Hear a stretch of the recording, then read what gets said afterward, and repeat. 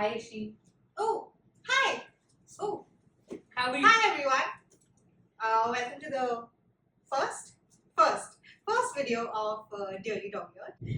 I think we're going to talk about Pride and Prejudice today. Oh yes, I'm so excited. My favorite and an all-time favorite, Pride and Prejudice. I have to say that it is an all-time favorite considering how people are. There's a proper fan following behind this. Oh yeah, definitely. And the book in itself is mwah. But if you add that like the movie to it, Oof, it's amazing. Mr. Darcy is a whole trope in himself, you know. he is. This is the original enemies to lovers. I mean, Oh god, that man is like a walking trope because you look at him and the whole story behind him, the whole character built of this man is amazing. Let's start by talking about it. Tell me what you like the best about this book. I think everything about this book, there's this quote in Big Bang Theory where Sheldon is like trying to spoil this book for Amy. So yeah, so he just kind of, because he's trying to find something wrong with the book, and then he just be like this. He says there's nothing wrong with this book. He has too much pride, she has too much prejudice, and it just works. And I'm like, that's it. That's how I feel about this book. He has too much pride, she has too much prejudice, and it just works. I think it's the whole love thing. It works more among opposites, I believe, if I'm not wrong. Oh yeah, definitely. That has a certain aspect of it. But also, I think for me, what is more important in this book is it's not just about love. There are so many love stories out there. It's about respect.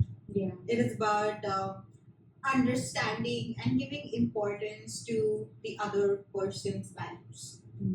It's like he doesn't get her, she doesn't get him. But the entire story is about how they start to get each other. Right. How to start understanding each other. Yeah.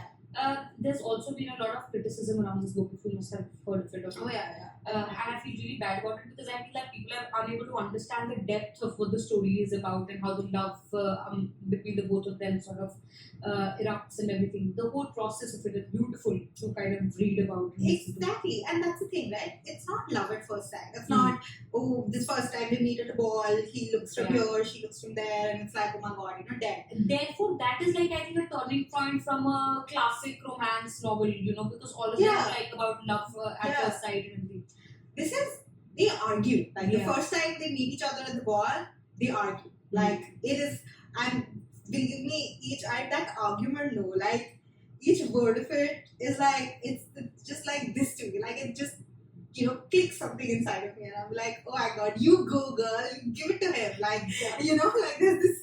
The best part is even when you're reading all of that, that specific scene that you're talking about, where they're arguing and everything, you can still realize and observe the chemistry between the both of them. Oh yeah, which is unmissable, no matter how much you try to especially in the movie. Like in the book for sure. The movies, I think they've both done a really good.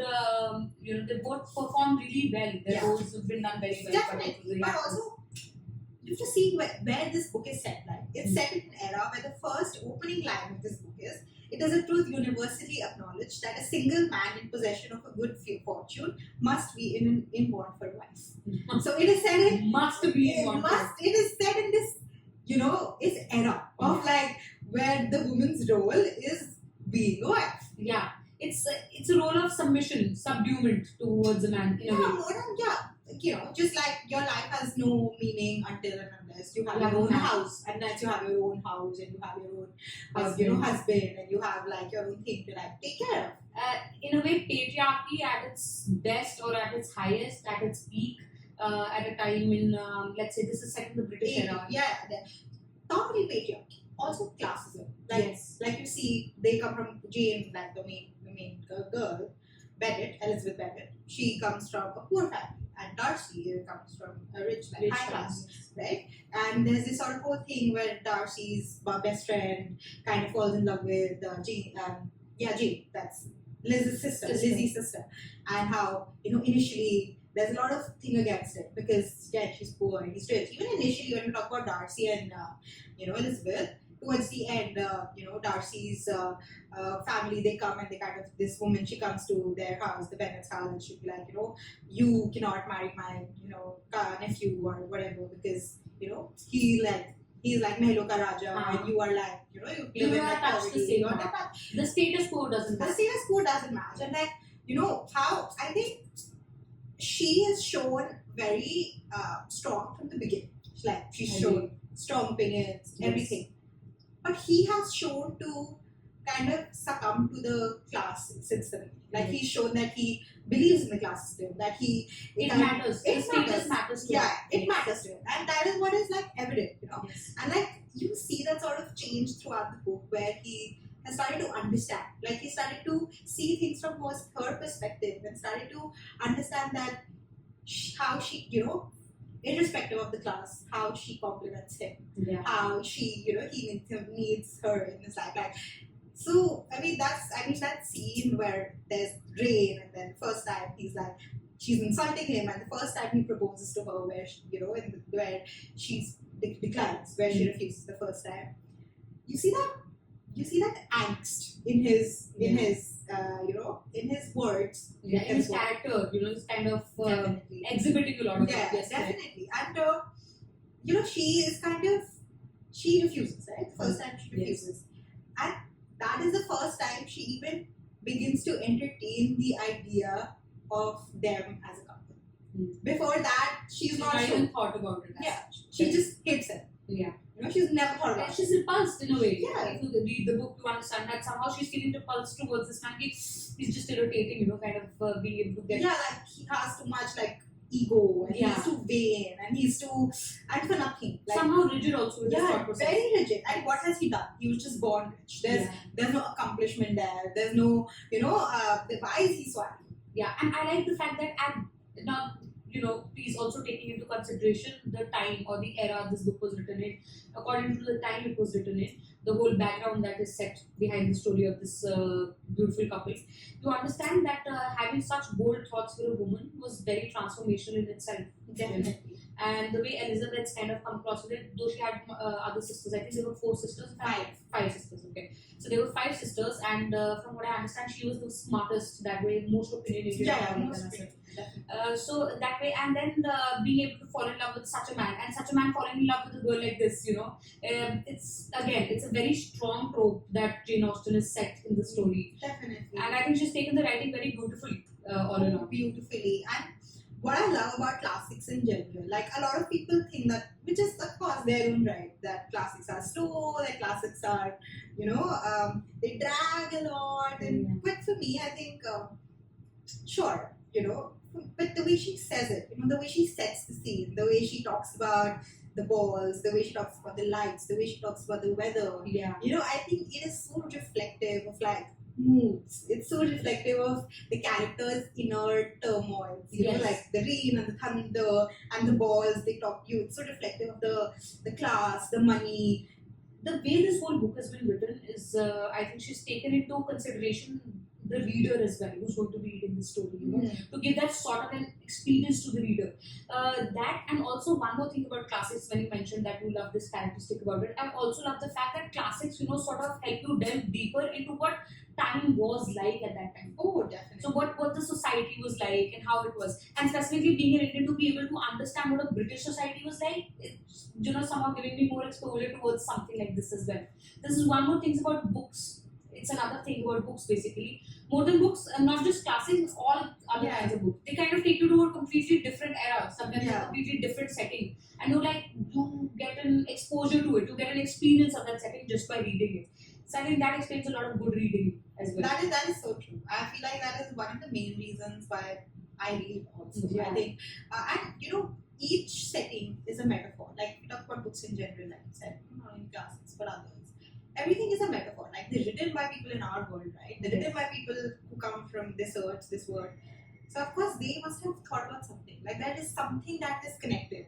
Correct. That dystopian universe or this historical universe to their writing, right? Yes. So somewhere our society matches, somewhere our thoughts match, somewhere the world that is in these books is reflective of the world that we live in. And to be honest, I hope it is. Like reading this, I definitely hope it is. Because who doesn't want a Darcy, dude? Like, come on, he is everything. My God. It does, and despite being so masculine, you see that entire process where his sensitivity comes into action, around him. Definitely. Sure. And that's beautiful. Seeing that sort of a transformation happening through this entire book, it's beautiful. How that man starts becoming more sensitive towards the woman that he's fallen in love with. Oh. And that, I think, generally does happen when a man falls in love with a woman. He starts having that sort of sensitivity towards her. But this man, coming from that rigid mindset and, being like that towards her, it's so beautiful. Dude, there's this letter, right, that Darcy writes to, like, Elizabeth in the end, and also he writes to his aunt, I think. And the way he talks, the letter he writes to his aunt is about how he fell in love with Elizabeth. And why he fell in love with her. And that's beautiful. It's heart touching, isn't it? It is.